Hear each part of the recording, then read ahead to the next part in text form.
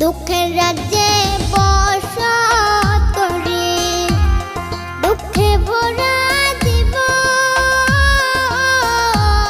দিনে দিনে দুঃখ বাড়ে, হয় না কেন মরণ আমার, হয় না কেন মরণ। দুঃখ যদি বিক্রি হইতো আমি হইতাম ধনী, আমার কাছে আছে সই গো দুঃখ নামের খনি।